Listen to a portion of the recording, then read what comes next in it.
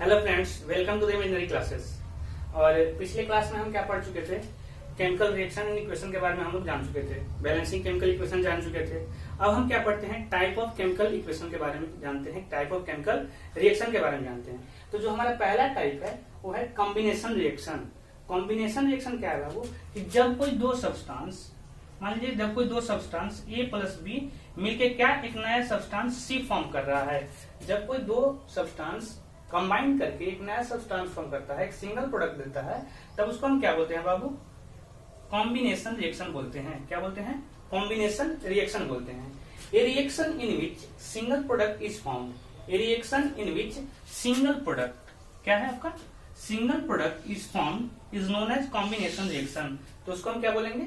Combination reaction. जैसे आपका क्या है? आपका CaO कैल्शियम ऑक्साइड जब H2O के साथ रिएक्शन करता है, जब H2O के साथ रिएक्शन करता है तो बनाता है कैल्शियम हाइड्रोक्साइड। क्या बनाता है? कैल्शियम हाइड्रोक्साइड, और हीट रिलीज करता है। क्या कर रहा है बाबू? हीट रिलीज करता है। उसके बाद क्या है आपका? जब कार्बन ऑक्सीजन के साथ रिएक्शन करता है, यानी कि जब कार्बन को ऑक्सीजन के प्रेजेंस में हम क्या करते हैं? जलाते हैं, बर्न करते हैं, जिसको हम क्या बोलते हैं बाबू? बर्निंग ऑफ कोल भी बोलते हैं। तो आपका कार्बन डाइऑक्साइड गैस निकलता है। क्या निकलता है? कार्बन डाइऑक्साइड गैस निकलता है। फिर मैग्नीशियम, जब मैग्नीशियम रिबन को ऑक्सीजन के प्रेजेंस में जलाया जाता है तो मैग्नीशियम ऑक्साइड बनता है। मैग्नीशियम रिबन को जब ऑक्सीजन के प्रेजेंस में हम जलाते हैं तो मैग्नीशियम ऑक्साइड बनता है। उस तरह से क्या है आपका? Formation of water, formation of water क्या होता है? जब हाइड्रोजन ऑक्सीजन के साथ रिएक्ट करता है तो आपका क्या बनाता है? H2 यानी कि वाटर बनाता है। तो इसमें हम देख रहे हैं कि एक जो रिएक्शन है हीट को रिलीज कर रहा है और दूसरे रिएक्शन को कराने के लिए हमको हीट देना पड़ रहा है। तो रिएक्शन को दो भागों में बांट सकते हैं। पहला क्या हो सकता है आपका? एक्सोथर्मिक रिएक्शन, और दूसरा हो सकता है आपका इंडोथर्मिक रिएक्शन। क्या है आपका? पहला एक्सोथर्मिक रिएक्शन और दूसरा इंडोथर्मिक रिएक्शन। तो एक्सोथर्मिक का मतलब क्या होता है बाबू? ये क्या करता है? हीट को रिड्यूस करता है। क्या करता है? सॉरी, हीट को रिलीज करता है। रिलीज का मतलब क्या होता है? कि निकालना, बाहर निकालता है। जैसे हमारे घरों में क्या होता है? एग्जॉस्ट फैन होता है। एग्जॉस्ट फैन होता है तो क्या करता है बाबू? अंदर की हवा को क्या करता है? बाहर निकालता है। तो इसमें क्या होता है? जो कि थर्मिक है, थर्म है यानी कि हीट है, तो हीट क्या होगा आपका? बाहर निकलेगा। और इंडोथर्मिक में क्या होगा? कि हीट एब्जॉर्ब होगा। यानी कि आप इसको डिफाइन कर सकते हैं इंडोथर्मिक को, the reaction in which heat is used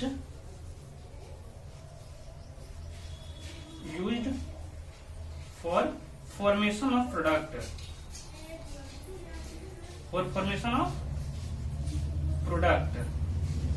यानी कि जिस रिएक्शन में प्रोडक्ट बनाने के लिए हमको क्या जरूरत है बाबू? हीट की जरूरत है, उसको क्या बोलेंगे हम? इंडोथर्मिक बोलेंगे। और जिस रिएक्शन में हमारा हीट रिलीज होगा उसको क्या बोलेंगे हम? एक्सोथर्मिक बोलेंगे। अब हम क्या करते हैं? अब हमारा क्या है बाबू? कंपोजिशन यानी कि डिकम्पोजिशन रिएक्शन है। क्या है? डिकम्पोजिशन। डिकम्पोज का मतलब क्या होता है? डिकम्पोज अगर आप पढ़े होंगे, डिकम्पोज, डिकम्पोज, डी मतलब क्या होता है और कंपोज मतलब क्या होता है? डी मतलब डिवाइड होना और कंपोज मतलब टूट के, यानी कि टूट के डिवाइड होना। तो डिकम्पोजिशन रिएक्शन जो हमारा नाम है, इसके नाम से हमको पता चल रहा है कि कोई एक क्या होगा? कोई एक हमारा रिएक्टेंट होगा और वो टूट जाएगा। क्या होगा? सिंपलर सब्सटेंस में टूट जाएगा या सिंपलर प्रोडक्ट में टूट जाएगा। तो डिकम्पोजिशन रिएक्शन का क्या होगा आपका? आप लिख सकते हैं उसको कि the reaction in which single reactant, क्या होगा बाबू? उसमें क्या था? सिंगल प्रोडक्ट मिल रहा था और इसमें क्या हो रहा है? सिंगल रिएक्टेंट जो है टूट करके, ब्रेक डाउन करके क्या हो जा रहा है? सिंपलर प्रोडक्ट दे रहा है। क्या दे रहा है? सिंपलर प्रोडक्ट दे रहा है। तो उसको हम क्या बोलेंगे? डिकम्पोजिशन रिएक्शन बोलेंगे। उसका एग्जाम्पल क्या होगा? 2FeSO4, FeSO4 यानी कि फेरस सल्फेट। जब हम फेरस सल्फेट को हीट करते हैं तो क्या बनाता है बाबू? फेरिक ऑक्साइड बनाता है और SO2 और SO3 हमारा निकलता है। सल्फर ऑक्साइड और सल्फर ट्राइऑक्साइड भी निकलता है हमारा। फिर क्या है बाबू? 2PbNO3, 2PbNO3 को जब हम हीट करते हैं तो 2PbO और 4NO2 और O2 में टूट जाता है। 2PbO प्लस 4NO2 और O2 में टूट जाता है। कैल्शियम कार्बोनेट CaCO3, जब CaCO3 को हीट करते हैं तो calcium oxide plus carbon dioxide release करता है। कार्बन डाइऑक्साइड गैस को रिलीज करता है।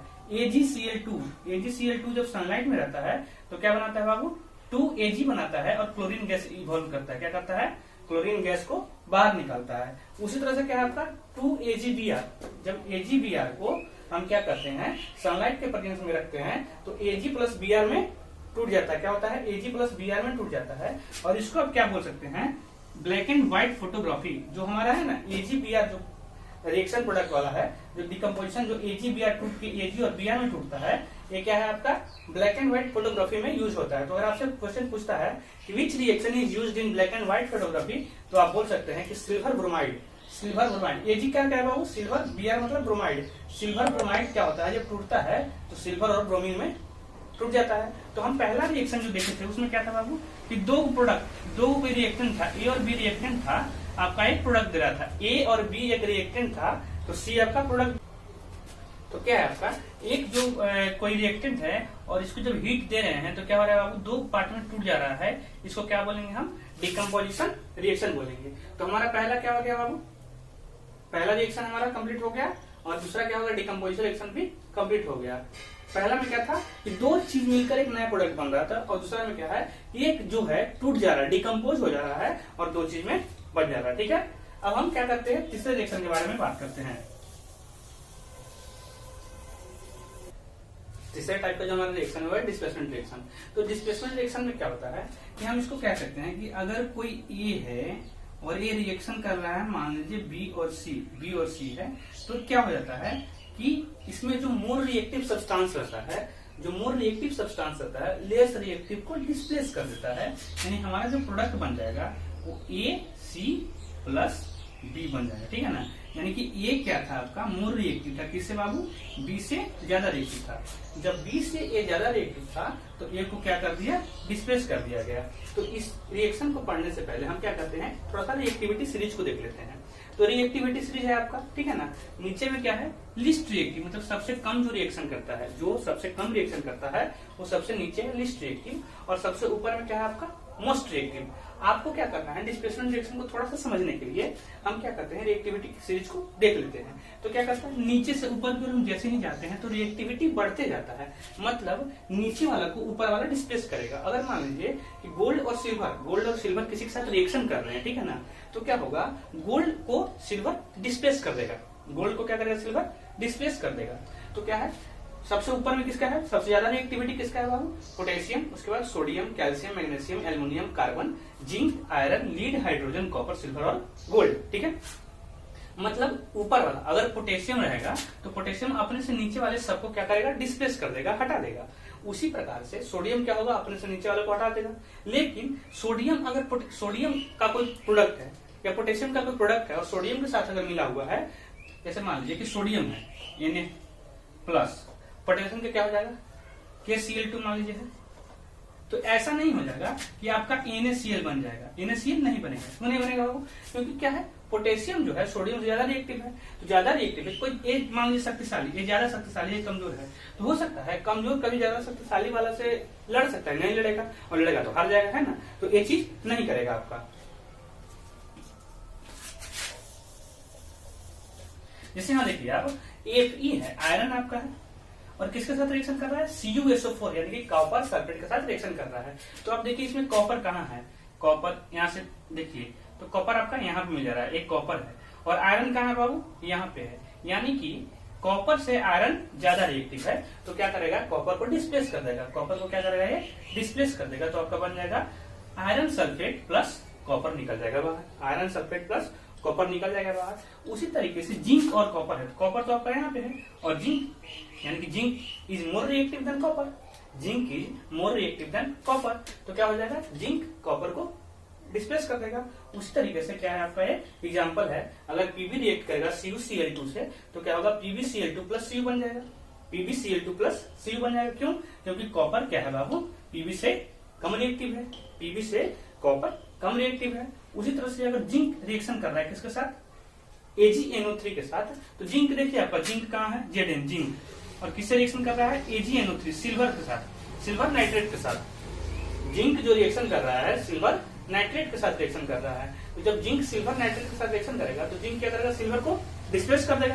क्यों कर देगा, क्योंकि रिएक्टिविटी सीरीज में जिंक कहाँ है बाबू, आपका सिल्वर से ऊपर है, यानी कि zinc is more reactive than silver, zinc is more reactive than silver. तो आप क्या कर सकते हैं, डिस्प्लेसमेंट रिएक्शन को इस तरह से याद कर सकते हैं।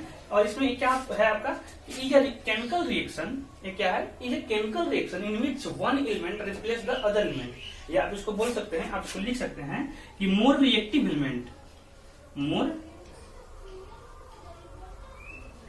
Potassium, sodium, calcium, magnesium, ammonium, carbon, zinc, iron, lead, hydrogen, copper, silver, gold. ठीक है, इसको 2-3 बार आप लिख लीजिएगा तो याद हो जाएगा। ठीक है ना। अगला आपका है हमारा डबल डिस्प्लेसमेंट रिएक्शन। ये क्या है हमारा, डिस्प्लेसमेंट रिएक्शन है। और उसमें क्या है, अगला क्या है हमारा, चौथा डबल डिस्प्लेसमेंट रिएक्शन।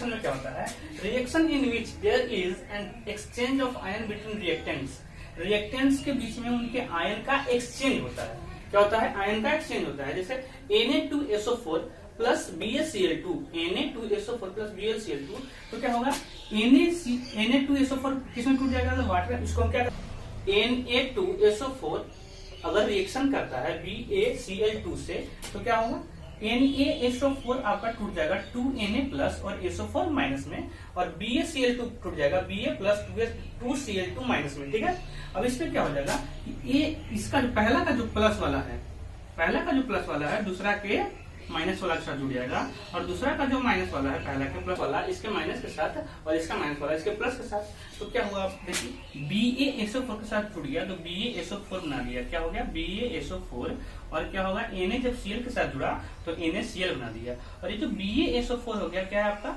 ये जब आप रिएक्शन करोगे ना तो आपको पता चलेगा कि आपके टेस्ट ट्यूब में नीचे, आपका टेस्ट ट्यूब है ना, ऐसे टेस्ट ट्यूब होगा तो नीचे कुछ सॉलिड टाइप का जम जाएगा। ठीक है ना, सॉलिड टाइप का जम जाएगा, जिसको क्या बोलते हैं हम, प्रेसिपिटेट बोलते हैं। और इसका रंग चूंकि व्हाइट होगा तो इसको व्हाइट प्रेसिपिटेट बोलते हैं।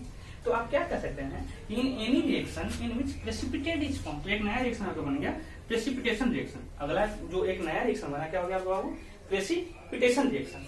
तो प्रेसिपिटेशन रिएक्शन में क्या होता है, प्रेसिपिटेट फॉर्म करता है। प्रेसिपिटेट मतलब सॉलिड, कोई सॉलिड जम जाता है, रिएक्शन के दौरान सॉलिड बनता है, उसको क्या बोलते हैं, प्रेसिपिटेट बोलते हैं। और जिस रिएक्शन में प्रेसिपिटेट फॉर्म करता है, जिस रिएक्शन में प्रेसिपिटेट फॉर्म करता है उसको क्या बोलते हैं हम, प्रेसिपिटेशन रिएक्शन बोलते हैं। तो ये क्या हो गया आपका डबल डिस्प्लेसमेंट रिएक्शन, यहाँ पे हम आपसे बात करते हैं। अब अगला जो हमारा ऑक्सीडेशन और रिडक्शन।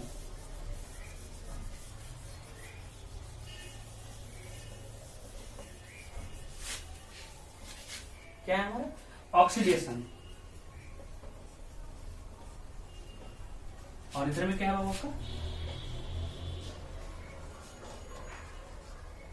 ऑक्सीडेशन है और रिडक्शन है। बिफोर ऑक्सीडेशन और रिडक्शन करने से पहले है हम लोग जो 4 रिएक्शन पढ़ा उसके बारे में जान रहे हैं।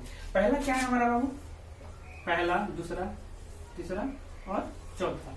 तो पहला क्या है हमारा, पहला हमारा क्या है बाबू, कॉम्बिनेशन रिएक्शन। कॉम्बिनेशन रिएक्शन में क्या होता है कि कोई दो चीज मिलकर के एक सिंगल प्रोडक्ट बना रहा है, इसको क्या बोलेंगे हम, ये हमारा है कॉम्बिनेशन रिएक्शन। ठीक है, फिर आपका क्या है, डीकम्पोजिशन। डीकम्पोजिशन यानी कि अगर कोई प्रोडक्ट सी है, अगर हमारा रिएक्टेंट कोई सी है, इसको क्या करते हैं, हीट करते हैं तो हमारा 2 कंस्टिट्यूएंट में टूट जाएगा। क्या टूट जाएगा, 2 कंस्टिट्यूएंट में डिकम्पोज हो जाएगा। क्या हो जाएगा, डिकम्पोज हो जाएगा। इट में भी 3 भी हो सकता है, ठीक है, लेकिन मेनली 2 होगा। ठीक है, उसके बाद क्या आता है, डिस्प्लेसमेंट। डिस्प्लेसमेंट, मान लीजिए कि ए और बी, ए बी सी के साथ है, ए प्लस बी सी के साथ है, तो क्या होगा, ए चूंकि रिएक्टिविटी इसलिए बताते हैं आपको, तो अगर ए रिएक्टिव है, बी से ज्यादा रिएक्टिव है, तो क्या करेगा, ए सी के साथ मिल करके बी को बाहर निकाल देगा, बी को क्या कर देगा, बाहर निकाल देगा। और चौथा हमारा क्या है, डबल डिस्प्लेसमेंट रिएक्शन।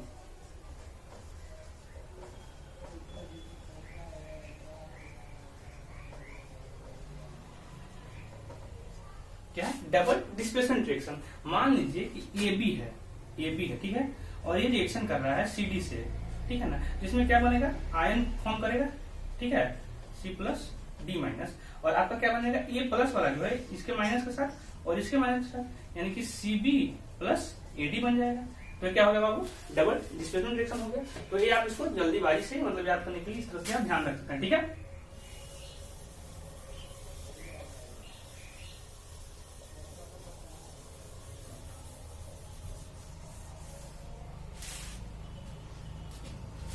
तो आज हम इस वीडियो को यहीं पे छोड़ते हैं। तब तक के लिए धन्यवाद। Thank you.